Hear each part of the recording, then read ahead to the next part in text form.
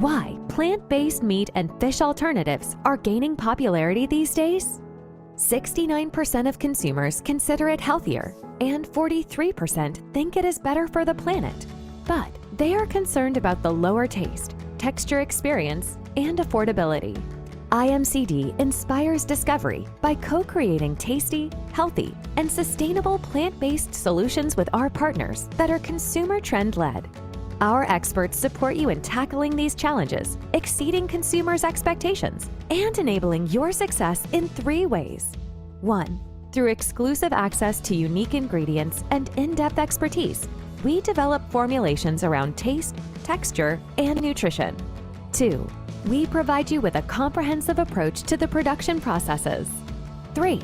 Innovative concepts and tailored technical solutions from our labs, pilot plant, and toll manufacturing partners to facilitate a shorter time to market development. Question is, what type of plant-based alternative product would you like to develop? There is the emulsion type, like a vegetarian sausage, restructured type like vegetarian burger, and structured type like filet. The type of product you choose to develop will determine the choice of ingredients and the application process. Vegetal's protein type and shape selection are critical. It is soluble or in dry texture, like chunks and fibrous flakes. The choice of the main ingredient is essential for the sensorial experience, nutritional benefits, and affects the cost of the formulation. Appearance and product appeal are also determined by the flavors and colors, carefully chosen by considering the selected vegetal proteins. Oils, fats, and fibers play a crucial role in juiciness and contribute to healthier plant-based alternative products, which could be supplemented by specific minerals and vitamins. To maintain the visual and sensorial experience during and after cooking, IMCD experts guide you to identify the best binding solution. Our pilot plant in Thailand is equipped like a microfactory to process and test formulations in real-life conditions that mirror your industrial processing steps. High moisture extrusion, HME, is the only new advanced technology that allows the production of structured meat and fish analogs. The partnership of IMCD and SG Protein, a Singapore-based contract manufacturing platform for HME meat and fish analogs, gives you unique access to this technology to scale your business while staying asset light. The food and nutrition team is deeply connected to the vibrant ecosystem of plant-based alternatives through institutions and industry experts. Our partners can benefit from our expertise, get the latest learnings, and seize the opportunity. Speak to us today for your next plant-based innovation.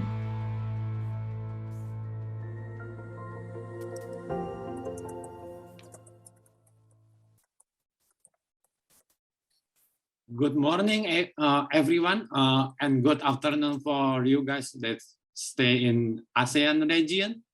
So thank you for your time today to attend our online info session.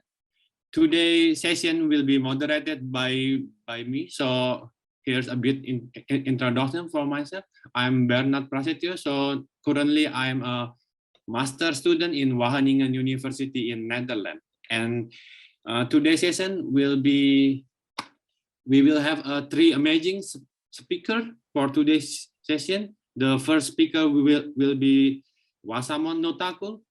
She is from Good Food Institute Asia Pacific. And the second speaker will be Wan Lin Ko from IMCD Food and Nutrition. And the third speaker is Octavia Siddhartha from Nuffic, Indonesia. So here, I welcome Wasamon to present her presentation. Now the space is yours. Thank you, Bernard. Let me just quickly share my screen. Can you see my screen now? Yes, I can see your screen.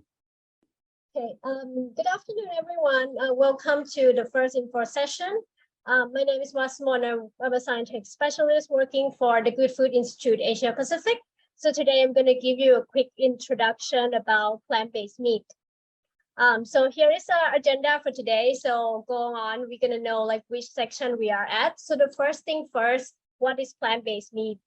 As the video previously already mentioned a little bit on how plant-based meat is made, I just want to clarify as well, like in our definition of plant-based meat, we do not include the whole food beans. We don't include the plant protein format such as tofu. We mostly will be focusing on the plant-based meat that create to mimic the organoleptic properties of a traditional meat or animal proteins. So then the plant-based meat that we are going to be focusing on is the product that closely resemble an animal-based meat product in its organoleptic properties, using one or a combination of alternative proteins ingredients. So in the picture showing here, you can see the Impossible Food burger patties, the Beyond Meat sausages, and the Oja plant-based chicken. In terms of how the plant-based meat is made, in GFI, we identify 3 big stages of how the plant-based meat value chain looks like. And these are crop optimization, raw material optimization, and end product optimization. So for the lecture today, we're gonna go briefly on touch base on all of these 3 areas. So first thing first, what is crop optimization? So when we look at which crop are we going to be using as a protein source for alternative protein or for plant-based meat, there are a variety of consideration that you have to think about. And that's of course include the protein concentration, the protein quality, but also the nutrient profile, allergenicity profile, as well as where can you find those protein and whether in the market that you want to launch your product, is it familiar to the market that these protein is not foreign and people can accept them. And that's also trickled down to how the regulatory body for different countries will deal with those proteins. So GFI have done a research on the different type of plant protein, and we have come up with this kind of like suggestion grid. So here the color green means the scoring in that category is high versus the color red, the scoring in that category is lower. As you can see, soy, pea, and wheat, which is the 3 main protein utilized in the plant-based meat product currently, score pretty high in their protein concentration and the PD-CAS system. However, they have a higher risk for people who are allergic to either soy or wheat, and they have some issue with the flavor as well. So at GFI, we actually promoting the utilization of the diversifying the crops or the plant-based protein source. And if you want to learn more about this information, you can go to GFI website and look into the plant protein primer. So when we look at the crops, right, traditionally the crop actually hasn't been optimized, or the priority for breeding is actually not about protein at all, because these crops traditionally are used for oil production source or for starch production source. So what happened during that process is once they remove the primary product with the original extraction, then they have protein as a byproduct. So the direction that we want to see moving into is with crop optimization, that the breeder will actually shift the target from either oil production or starch production to be focused more on protein. So some of the quality that be suitable to use crop as a protein source, including when they do breeding, they think about the cultivars that actually going to give a higher protein content, improve protein functionality, have a more neutral taste, have lower allergens and lower anti-nutrient in these new cultivars of crops breeding. So that is what we talk about when we talk about crop optimization, is to choose the right crop, the appropriate crop for the product, and for the crop itself can be improved to be a better source of proteins. The next stage that we're going to be talking to is about ingredients. So we're going to be focused more on protein for this. And if we want to know why protein functionality is important in food, if you look at this picture, right, you have mayonnaise, you have whipped cream, and you have 2 exciting products in the bottom, where the left one is a plant-based steak from a company called Juicy Marble, and the right one is a plant-based bacon from a company called Lipids. But what is the lying functionality of protein we are looking at here is The good functional protein that we look into is it has to have emulsification properties, foaming properties, water holding capacity, as well as oil holding capacity. And this functionality will be impacted by how the protein has been extracted. So when you're looking at protein extraction, right, you have on your left-hand side, which is the traditional protein wet fractionation process, where you already received the seed, you have either the oil-rich legume or starch-rich legume that's going to go through milling, extraction, and also protein extraction. So the wet fractionation will include the utilization of acid and base, and then you're going to end up with protein isolate at the end. On your right-hand side, you have a dry fractionation method, which is suitable for a crop like legumes. So with this, after the milling, you can use air classification to separate the fine fraction, which have high content of protein, and the coarse fraction would have a high content of starch. So fractionations always come into play. As you can see with dry fractionation, you don't expose the protein with chemicals. So a lot of time the protein you get with this is actually native protein and potentially can be more functional. The baseline of here is that when you look at creating a protein ingredient, or when you look at choosing a protein ingredient for your product, it might be helpful to look into their extraction process and to anticipate how well those proteins will function. Additionally, after you get your protein ingredient, right, in certain case or some situation, it is possible to actually do protein modification to enhance the functionality of the protein. And those can be done using chemical and enzymatic process. So those include doing something like phosphorylation, acetylation, disulfide bond, glycosylation. Really depends on your amino acid profile of your original protein and what you want at the end proteins. So this process will be chosen to improve the functionality of your proteins. Also, once we talk about protein, there are also other ingredients that will go into plant-based meat as well. As mentioned in the video, oil and fat is very important in delivering the mouthfeel and the flavor, versus the color is an important cooking indicator for consumer. And of course, you need binder to give you that texture, to give you that mouthfeel, to mimic the traditional animal-based protein. So those is important as well. So lastly, we're gonna go through the finished product optimization.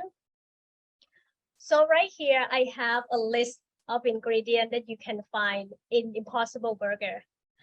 So what you can see here, you have a long list of ingredients of 21 ingredients, but there are reasons that formulator include this ingredient in the product. So when you look at these ingredients and categorize them into different functions, you can see that you need a protein source, you need a fat source, you need a binder to put together the product, you need flavoring, you need colorants. Also, because we want to meet the nutrition quality of that animal protein, fortification with vitamin and mineral is crucial. Also, you need preservation to actually help extend the shelf life of your product. So the picture below, as you can see here from the left, that is the dry extruded protein, and then Impossible just hydrate them and mix them with other ingredients. Showing in this picture is their famous soy-like hemoglobin, which act as a colorant and flavor. And then they form the shape into the burger patty as we see in the package in the store. So background of the plant protein structuring is that usually plant protein exists in nature in a globular format, and we need to actually modify it so that it's actually have a fibrous format that is more similar to animal-based protein. And the major process that is being used right now is extrusion, as mentioned previously. So extrusion will actually help creating that fibrous animal-like texture from the original plant protein source.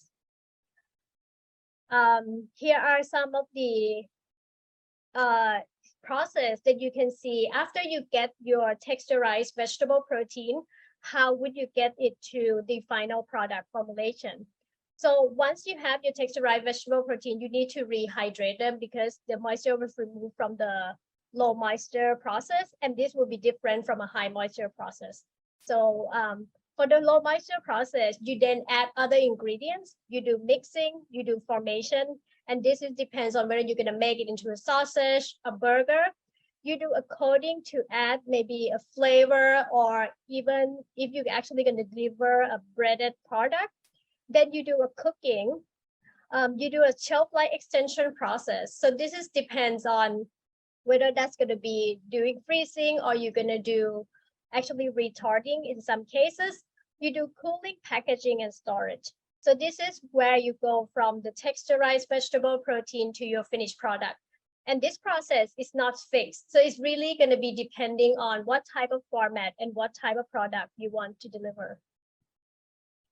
Once you get your product, right, the way you're going to optimize the product is mainly you do a sensory testing. And when it comes to sensory testing, we do a parallel of using analytical tool of texture analyzer, GCMS to study flavor, or rheometer to study texture as well. But those data will also be compared with the data from a panelist or the people that we train to do the testing of all of these products, whether this product is acceptable for the panelists or not. And then if the prototype is not yet good, then you go back to your formulation and then recreate it, the improved version to the point where everything is acceptable, and then you can move further. We also expected, from GFI side that with more data science being incorporated into the development of plant protein, throughout the crop optimization, the raw material optimization, and the final finished product optimization and sensory data collection, the development process will actually can be shorter with the help of the machine learning and AI. So with that, I'm going to pass to Bernard, and I believe Wang Lin will give us insight. Thank you, Wasamon, for your very interactive and attractive presentation. So here's the key point that I get from your presentation. Now the current interest for plant-based industry is one, crop optimization. The second one is ingredient optimization, and the third one is finished product optimization. Okay, now we will go to our second speaker, Wan Lin. The space is yours.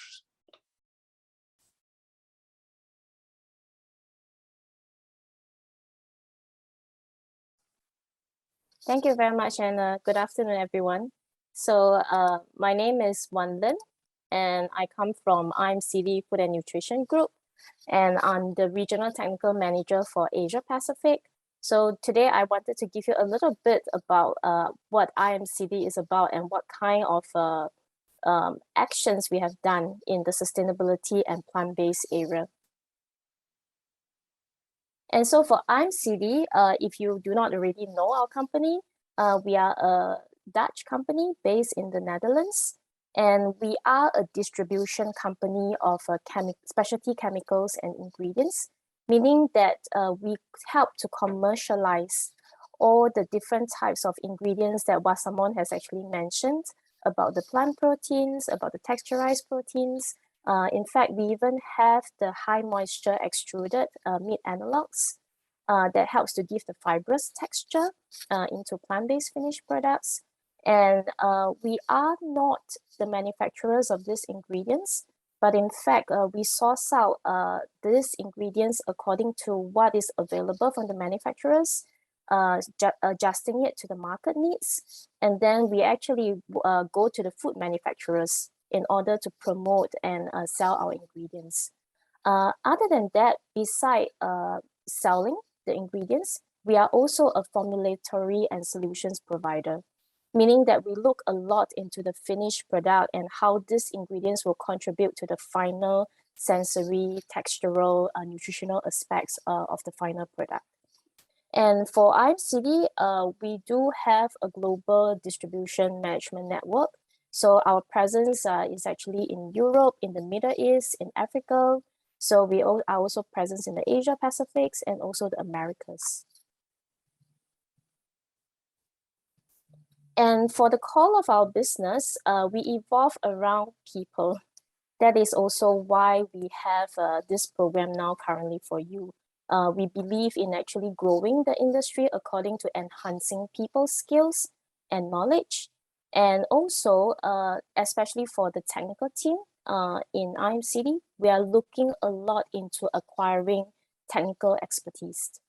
And that would have to be translated to what we understand from the market, because we have a very big sales network that actually goes out and face the manufacturers, collect information from consumers, so as to know what would actually cater to consumers' needs in the end.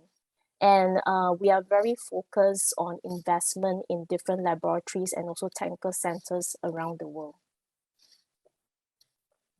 So just to let you know that our global presence actually covers all regions. And in Asia, we are around 100 team size currently.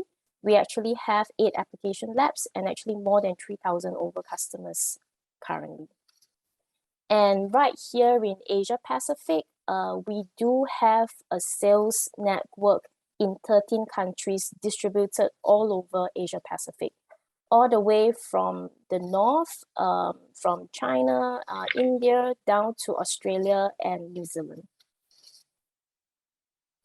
And in terms of what we call our pillars, this is what we base our research, our technical expertise, and also the way we promote and sell to customers. We emphasize a lot on taste, texture, nutrition, and what we call function. And in terms of plant-based, as Wasamon has mentioned about the different aspects, it's actually falling under our sustainability pillar, which we emphasize a lot in the past few years. So if you were to search for IMCD on LinkedIn or even YouTube, you would also see a lot of activities that we have done in a lot of trade shows, in a lot of advertising to our customers about our plant-based formulations. And definitely in the plant-based area, in the finished product, we also look a lot into taste, where we offer all sorts of flavorings, yeast extract to help in the taste profile. And also in the texture-wise, how to actually bind them together. So we offer fibers, we offer starches, we also offer different types of hydrocolloids. And on the nutritional aspects, definitely the protein part is very important. So a good quality protein with also an optimized taste is something definitely we are looking into.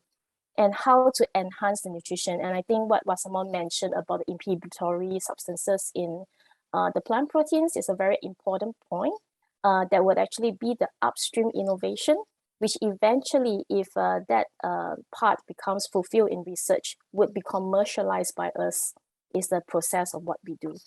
And in terms of that, also on the nutritional aspects, we also do a lot of concepts where we actually fortify the finished product with the vitamins or minerals necessary to complete the nutritional profile similar to the real meat. And in terms of our technical setup, currently IMCD in Asia Pacific actually have 9 labs, all in different countries. And we also have what we call 2 regional center of excellence. One in Indonesia, where it is the dairy and beverage center of excellence. And we are able to do the processing of the heat treatment, UHT, pasteurization of plant-based beverages. And in Bangkok, we have a processed meat pilot plant, which is in the industrial food manufacturer case. That's what they use to actually make a lot of the plant-based products. And there we actually can offer a lot of a full range of services, technical services to our customers. And here in IMCD's technical network, our food technologists actually have to look into a total of 10 food categories. So our range of expertise, application expertise actually range from bakery, beverage, down to dairy, and then savory, fruit and vegetables. So all sorts of different types of applications that we look into. And just to touch on what we have done in the past 2 years is that we have actually tried to adapt a lot of our plant-based concepts in the meat alternative space. trying to actually adapt it to a localized such Southeast Asian flavors.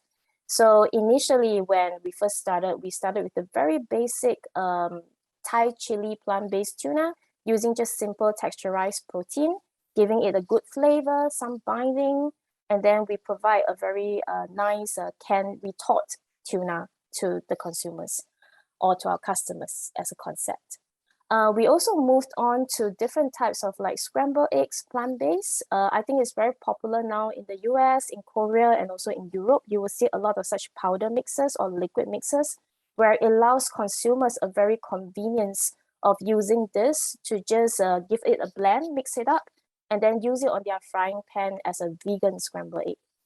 We also have what I mentioned, the high moisture meat analog. And in this, we also do have chefs who would whip up different types of culinary dishes with this product. And it's actually very, very easy to use. It gives a very good texture, meat-like texture. And we are transforming it into different types of Indonesian cuisine, such as the satay, and also a curry in order to suit the Asian consumers' palate. And further innovations in applications that we have done includes, we call it the vegan layered meat, but actually it's a pork belly. So we have done a different layered pork belly concept, and also a vegan concept of a bakwan. So for those of you who have not tasted it, it's actually very typical in Singapore, where it's like a sweet and savory barbecue pork jerky. So these are all the types of applications that we are looking at. But definitely in the research and development wise, we are also looking out for actually new types of ingredients to use, how these ingredients can actually ultimately be used by our technologies to come to a better texture, taste profile, or nutritional profile. So, and of course, if you're interested in product optimization, we would also like to understand if there are any more research and developments into this area, which will give better binding to a lot of the different products, and how it can actually enhance the texture, which is a very, very important point when our technical team look into the development of a plant-based meat alternative. So with this, I will end my introduction and hope you have a better understanding of what IMCD is doing. Nice, thank you, Wenlin, for your nice presentation. So here's a key point from your presentation. IMCD is a one-stop solution for a manufacturer if they want to create a plant-based product. And now we know with the advance of knowledge, we can create like many food product comes from the plant-based ingredient. So next, I will welcome Octavia for next presentation. The space is yours, Octavia.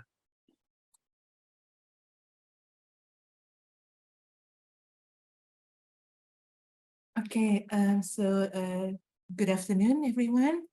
And thank you to Bernard for the introductions. So my name is Octavia.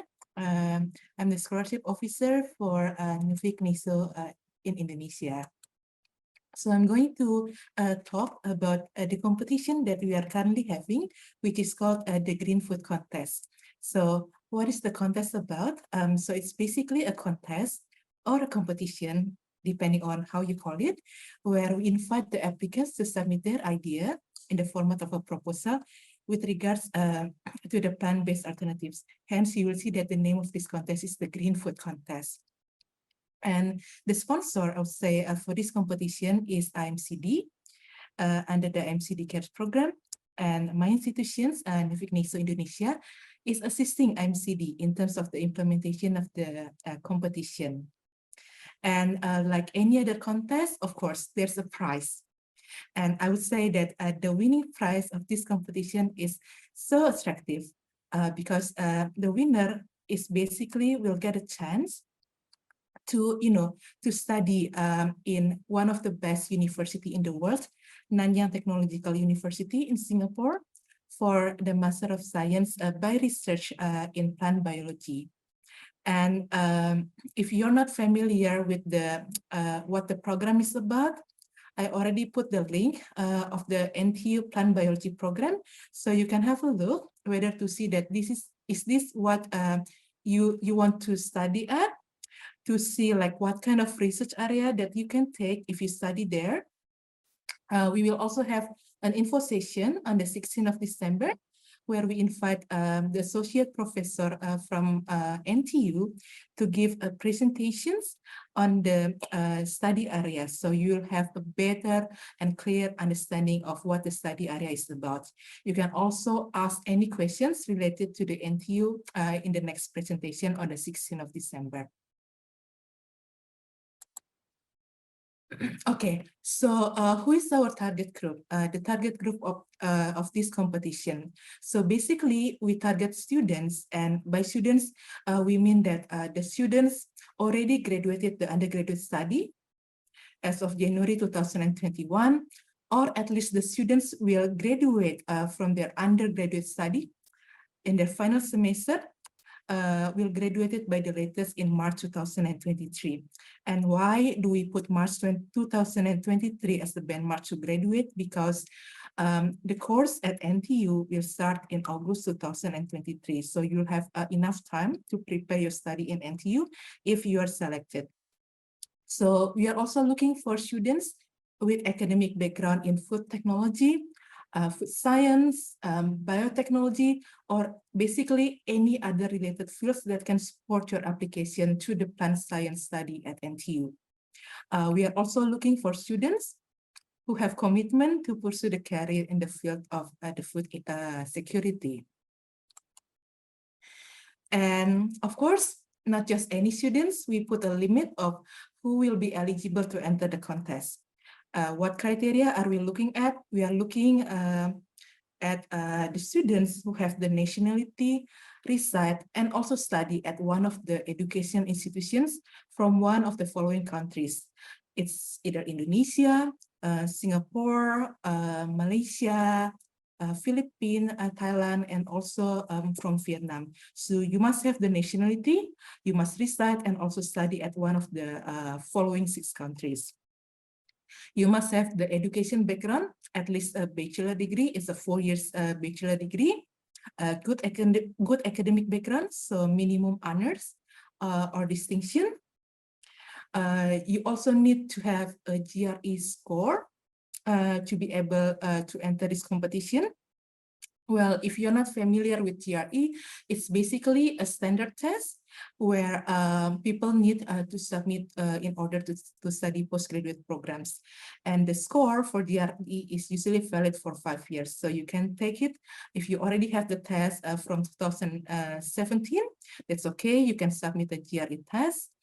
And for those of you who are graduating from one of the autonomous universities in Singapore, we do not need you to submit the GRE score, but for the rest, you need to submit a valid GRE score.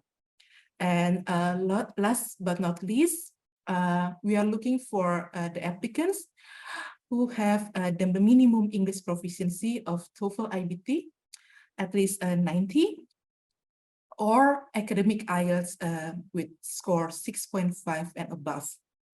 And unlike GRE, the score for IBT and also TOEFL academic is, only valid for 2 years from the date of the test. So if you want to join the contest, your test should be taken from 2022. Okay, and remember that for all GRE, TOEFL, and IELTS, like it will take approximately 2 weeks for you after you take the test, and then until you get the result. So if you're interested to join the competition, I would strongly suggest that you start to book for the test and take the test in December. Okay, also for the nationality of Singapore, you also don't need to submit the IBT test and also for the IELTS test. So, but for the remaining 5 countries, you also need to submit the English language proficiency test. Okay, so let's say that you are interested to join this competition. So how do you apply for this competition? So basically, all you need to do is you need to submit an online applications together with the documents to our website, bit.ly/apply-GFC 2022. It's very simple documents that you need to upload. It's your passport copy. You need to also upload your transcript and certificate if you already graduate. If not, we will need to see your transcript until the latest semester, which is most probably semester 7, both in original language and also the official translation in English, if your original is not in English. We will also need to see like the grading or the marking scale of the transcript, because I believe that not all nationalities will have the same, marking scale. So it's good if you also upload the grading and the marking scale of your transcript to be able to be assessed.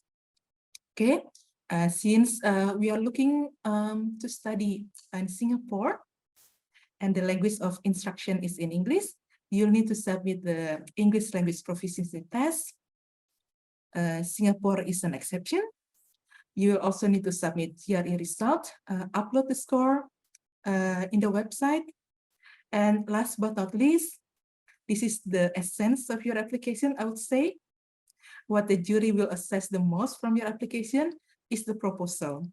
It's like 2 until 3 pages long, 800 until 1,300 words, with regards to the plant-based alternatives. So I hope that the presentation from Wasamon and also from Wan Lin earlier can give you like a better idea in writing the proposal. So you'll need to address 3 things in your proposal. The first one is we are looking at why does your idea will contribute to sustainable food industry. The next one is what kind of actually plant-based alternative that you'd like to propose. And the last thing is, how do the upstream and the downstream components of your idea look like? So these are the 3 points that you need to address in your proposal, in your 100 until 1,300 words proposal. And remember, since it is since the competition is basically offered for the Southeast Asian countries, so we are looking for the plant-based alternatives that is related to the Asian style culinary heritage. Like for example, Wan Lin mentioned that, you can create like a satay or like a bakwa, like for Singapore, something like that. And we opened the competition until the 5th of January 2023. So you have approximately 1 month to prepare your application. The closing time is 5 p.m. Singapore time. So if you are living in Indonesia, so the application will be closed 1 hour earlier at 4 p.m. 5 January. Okay, so this is basically what the assessment of the competition will look like.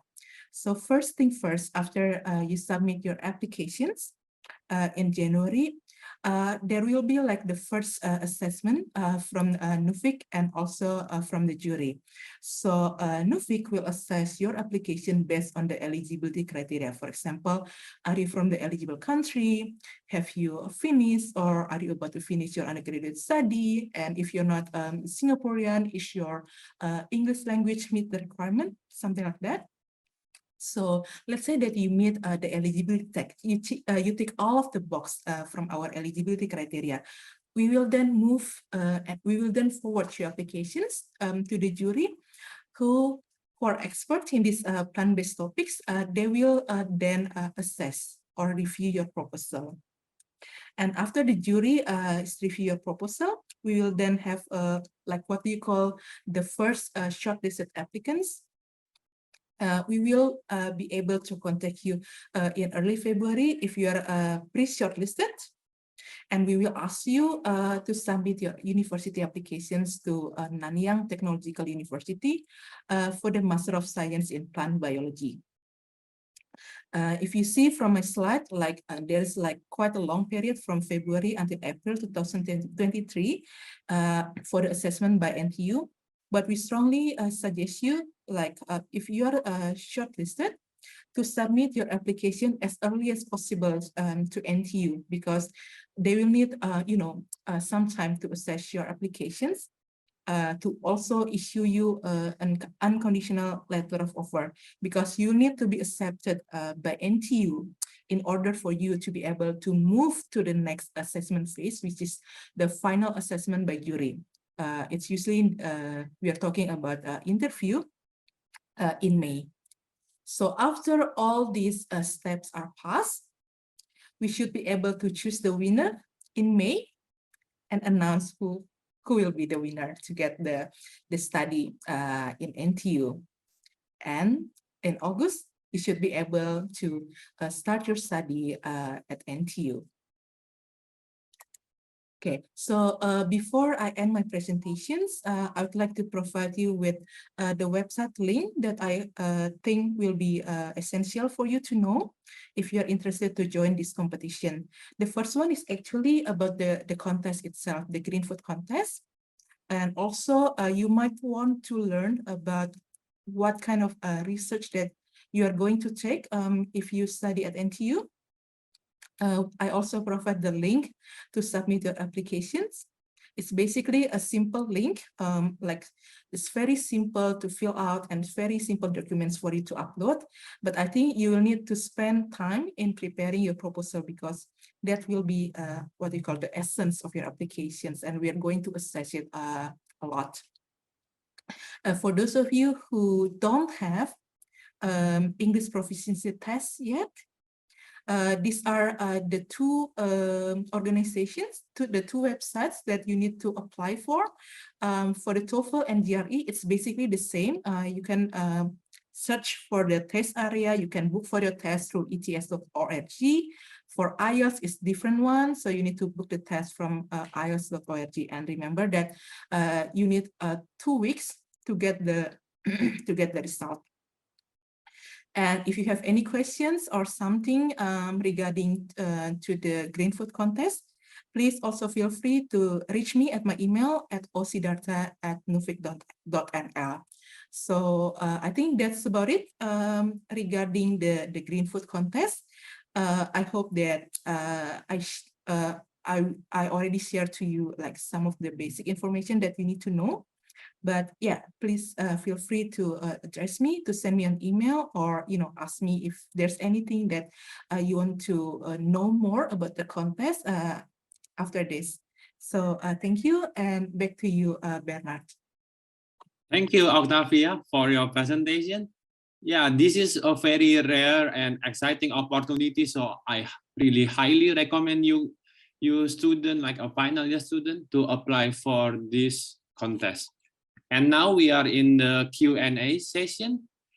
I don't see a question in the chat box, but I welcome you. If you want to ask to the speaker directly, you can open your camera and ask them directly.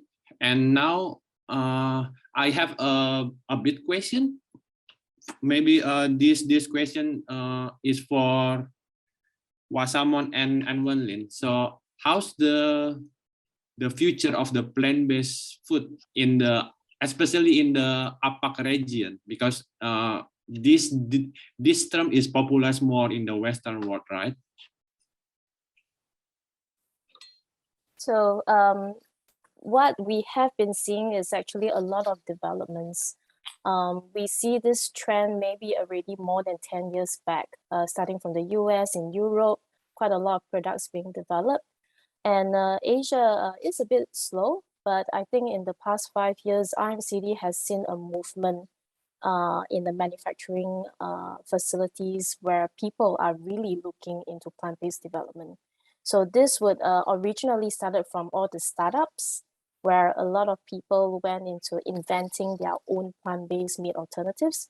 And I would say sometimes this production may be quite small scale, but we have also seen a movement by the meat manufacturers.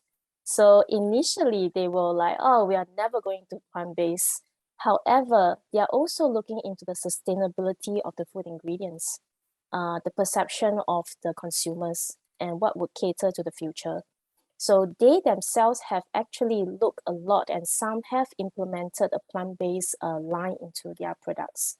So I feel that this is a very exciting era. But I must say, sometimes our technology and our technical advancement in Asia is still slightly lacking behind in the Western world. And that's why also why IMCD is actually fostering such developments, scientific developments, especially in Southeast Asia. Yeah, I think I would resonate with that. Like, even though it seems like it is slow in Southeast Asia, there's a lot of activities actually happening in these countries. And we also see a lot more investment going into solving the problem with the plant-based meat product to make it even better than what it is currently right now. So we hope to see more innovation that will unlock more application into the plant-based meat. Yeah, I believe we have a question. Yeah, I have Arya, and Arya, maybe you can turn on your camera and ask the question. Yes, thank you. Is it okay if I don't just turn on my camera? Just Yeah. voice. Is that okay? Yeah, it's very okay. Yeah, thank you. Nice to meet you, Bernard. Good luck for your study. Mike, I'm Arya from Indonesia. I'm recently I'm in my final year of my undergraduate degree at one of private universities in Indonesia. My questions, or I guess a few concerns as well, is plant-based food. I mean, the big themes of these competitions, is it only for protein plant plant-based plant-based? Is it only limited to that? That's the first question. The first question, but because and then also I have concern with if it is only limited to protein plant-based. Why? Because I'm not sure, but it just maybe just a little discussion. But I think what we're liking off is not the protein. I guess what we're liking off today is the fiber. That's my concern. As probably I'm quite aware that the poultry industries in Indonesia is on the rise right now, especially in cattle farm, a chicken farm, and also egg farms. I guess they I think it's on the rise right now. So I think we're not like enough protein, animal protein base. And number two, I think it's a concern to Nuffic Info. If a student or an applicant has really good proposal and proposal ideas, but he or she or they are lacking of the requirements such as the English proficiency and also GRE, especially for those who live and study in Indonesia. We don't take GRE tests, and meaning we need to take GRE tests, which takes time to prepare. I think there's a concern.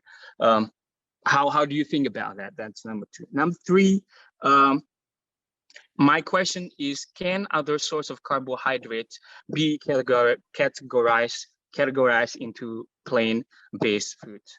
I think those are my question and also concern. Thank you, Brad. I hope you can jot down all the question and concern that I told you. Thank you. Okay, so I guess this question is better answered by Wanlin and Octavia. So with regards to the type of ingredients or the components that we are looking for, right, it is not restricted to just protein. So anything to do with plant-based in the sustainability era is actually very good. And you can look at other ingredients like fibers, carbohydrates, but of course, your end purpose is also focused not just on sustainability, it's also on the nutrition. So you must be able to actually link that up and make sure that you deliver a more wholesome picture to us in terms of what this future innovation that you do can look like and how it actually benefits in this direction. So I think even if people are looking into taste profile, how to enhance and improve taste is also something that we look at. So not restricted to protein. Yeah. Awesome. Got it. Yeah. Yeah, got it. So I think for the part about the English proficiency, I will have to let Okta answer that. I haven't taken the test yet, so that's why I asked the questions. Yeah.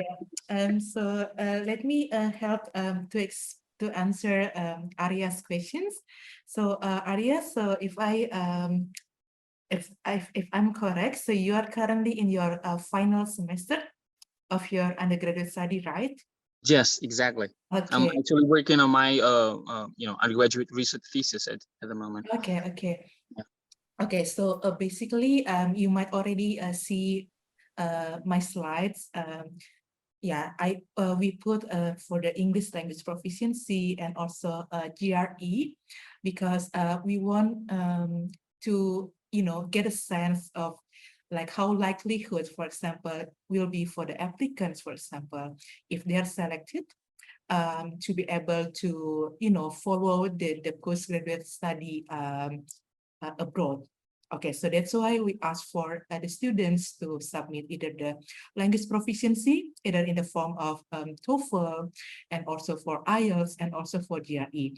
Well, I understand that for some Indonesians, like we are not really familiar, or we are not really, familiar. That's what I would say. Regarding to GRE, but you should be able, at least, like we all of us, I think, if we are talking about studying abroad, like we must be familiar with TOEFL or IELTS. So my recommendation to you will be, at least you have a month until January 5. And for example, if you have a good proposal, at least you need to submit us with the language proficiency. For the GRE, I got the language proficiency. What about GRE? Okay, for GRE, quite different types. Okay, yeah, you of course at the end you still need to submit to us. But for example, if you do not yet get the appointment, to take the test, but at least we see that you already book for the GRE test. Let us know in your application. So instead of submitting the GRE test, you need to submit as the proof that you'll be taking GRE in a very, not dalam waktu dekat ini gitu, Arya. So you see the point? I understand. I got your point. Yeah. So once you get the score, then you can send it to my email address. Would you mind if you share on the Sure, chat? I will type my email address in the chat column. That would be awesome, man. Yeah. Thank you anyway. Yeah, so just make sure that you already take the English test at least. Is ITP allowed? Because I think that's much more. ITP will be hard because like it's institutional, right? Yeah, gotcha. It's not really equivalent to the to IBT or totally IELTS. different. Yeah, so you need to take either the IBT test or the IELTS. Yeah, got it. Yeah, and good luck for preparing the applications. Yeah, I got some ideas, but see how it goes. Yeah, so I think the most important one will be like your proposal. Yeah. For the transcript, and for the transcript, basically, you need to go. You need to provide the English version as well, so it can be done like simultaneously while you are working on your proposal. Yes, ma'am. Thank you, Miss. Welcome. Yeah, thank you, Arya, for the question. And because of a time restriction, now we have a last question. So this question is about, is this a competition for group, and how many students are allowed? And maybe I also add like how many winners that we can get from this competition. And this question is better answered by Octavia. Okay, thank you. So the competition is for individuals to submit their plant-based alternative proposal, and there is unfortunately since this is the beginning our of our contest. So we are looking for one winner. But of course, like if you're not selected and we see that your proposal is good, like we will also provide like a certificate for those who are not, for those who do not make it as the winner. Okay, nice. Okay, for the other question, you can ask Octavia directly with her email here. And now I'm really thank you for the speaker for your time, and also participant to that join our online info session today. Actually, we have an online info session part 2, which will be organized on 16 December. So if you guys still have question or you guys want to know more, you can join our second online session. I think I see like there is one questions in the chat box. I hope like I don't know, Bernard, if we still have time because we start quite late. There is like a question from Alodia. I don't know if we still have time to address the questions. Yeah, I think you can try to answer it.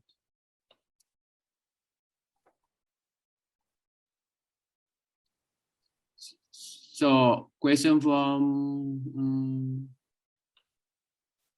Alodia, is it possible to manufacture plant-based meat in home industry scale with simple household appliances? It's better to be answered by Wan Lin. Yeah. So that's also a very interesting question because yes, actually you can. So with actually food technology, right? To be very honest, a lot of very simple things can be done on a kitchen base. However, you need to look at the industrial scale. So whatever you can do in your home kitchen doesn't always mean that you can scale out on a factory size. And when we look at factory size, we are looking at maybe 100 kg to like 500 kg. So how will that impact on the texture?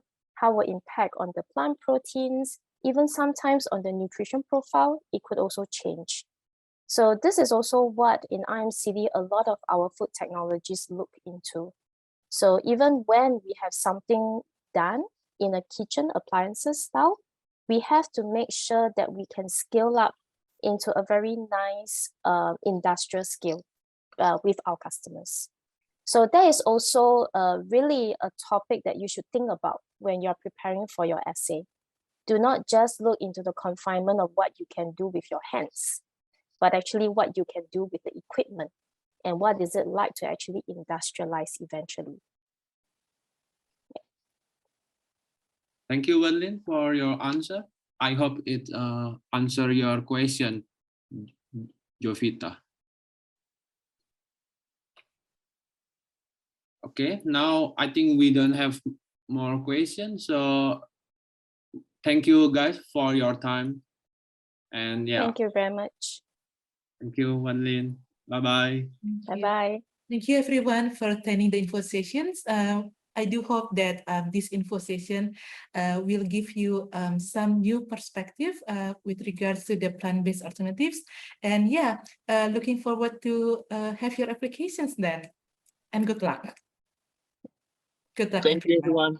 Thank you. Thank you. Bye. Bye. Thank you. Have a good day. Thank you, you too.